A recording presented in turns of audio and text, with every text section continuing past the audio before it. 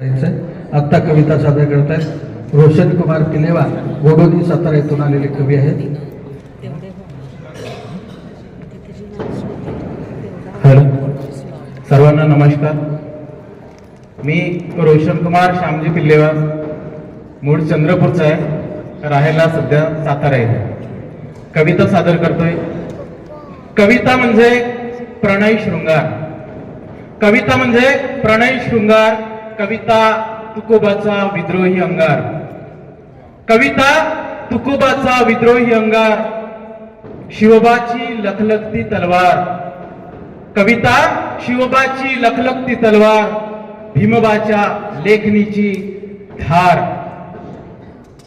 कविता जपता यावी अलवार, काळीज कोंदणात पत्रांसारखी. कविता जपता यावी अलवार, काळीज कोंदणात पत्रांसारखी. संदुकातून काढून पुन्हा पुन्हा साठवता यावा सुगंध रंध्रा रंध्रात. जपता याव्यात स्मृती चिरकाल सदेह. कविता वाचता यावी वारंवार. कविता वाचता यावी वारंवार, संदर्भ ग्रंथांसारखी. साठवता यावी बुक सेट मध्ये दिमाखात. कवितेने करावी समृद्ध इथली वाचन संस्कृती. कवितेने करावी समृद्ध इथली वाचन संस्कृती. ग्रंथालय, वाचनालय, पुस्तकालय आणि माणसालय असावीत बहरलेली कवितेच्या दालनांनी. कवितेने व्हावे अजरामर तुकोबाच्या अभंगासारखे. कवितेने व्हावे अजरामर तुकोबाच्या अभंगासारखे. राहावे त्रिकाल अबाधित. कविता व्हावी व्हायरल. कविता व्हावी व्हायरल जनसामान्याच्या स्क्रीनवर. स्टेटसला राहावी तुझ्या माझ्या वारंवार स्फूर्ती देत. स्टेटसला राहावी वारंवार स्फूर्ती देत तुझ्या माझ्या. कवितेने चेतावे पुल्लिंगासारखे.